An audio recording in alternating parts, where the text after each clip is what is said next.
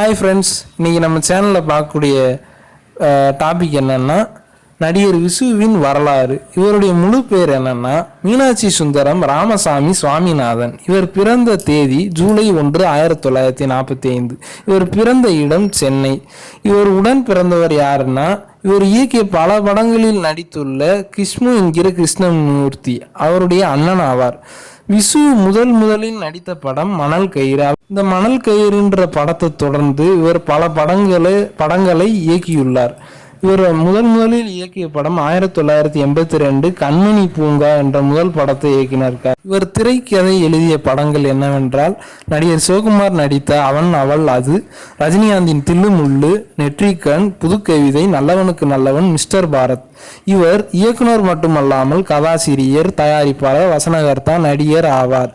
இவர் இயக்கிய சம்சாரம் அது மின்சாரம் என்ற படத்திற்காக தேசிய விருது கிடைத்தது. மட்டுமல்லாமல் அந்த படத்தை பெரும்பாலான இந்திய மொழிகளில் இயக்கியுள்ளனர் மற்ற மொழி இயக்குநர்கள். இவருடைய மனைவியின் பெயர் சுந்தரி. இவருக்கு 3 மகள்கள் உள்ளனர். லாவண்யா, சங்கீதா, கல்பனா என்ற 3 மகள்கள் உள்ளனர். இவர் திரைப்படத்திற்காக வாங்கிய விருதுகள் என்னவென்றால் 1986 சம்சாரம் அது மின்சாரம் ஃபிலிம்ஃபேர் விருது, 1992 நீங்க நல்லா இருக்கணும் என்ற திரைப்படத்திற்காக விருதை வாங்கியுள்ளார். இவர் திரைத்துறையில் மட்டுமல்லாமல் தொலைக்காட்சியிலுடைய இவருடைய பங்கு என்னன்னா, சன் டிவியில் அரட்டை அரங்கம் என்ற ஒரு பேச்சு நிகழ்ச்சியிலையும், ஜெயா டிவியில் மக்கள் அரங்கம் என்ற பேச்சு நிகழ்ச்சியிலையும் இவர் பங்கெடுத்துள்ளார்.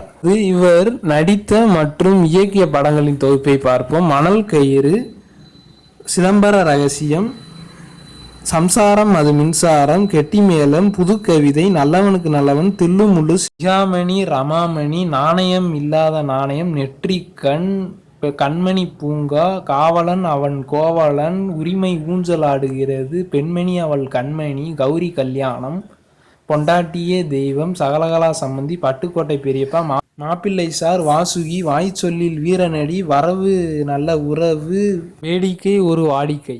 தமிழ் திரையுலகில் மட்டுமல்லாமல் தமிழ் மக்களின் நெஞ்சத்தில் ஆழமான இடத்தை பதிந்துள்ளார் விசு. ஏனென்றால் இவர் இயக்கிய பல குடும்ப திரைப்படங்கள் குடும்பங்களின் எடுத்துக்காட்டுகளாகவும் அங்கு நடைபெறும் நிகழ்ச்சிகளை தத்ரூபமாக திரைக்கதையில் காண்பித்துள்ளார் என்பது குறிப்பிடத்தக்கது. இவர் மார்ச் 22, 2020 அன்று சிறுநீரக செயலிழப்பு காரணமாக காலமானார். தேங்க்ஸ் ஃபார் வாட்சிங்.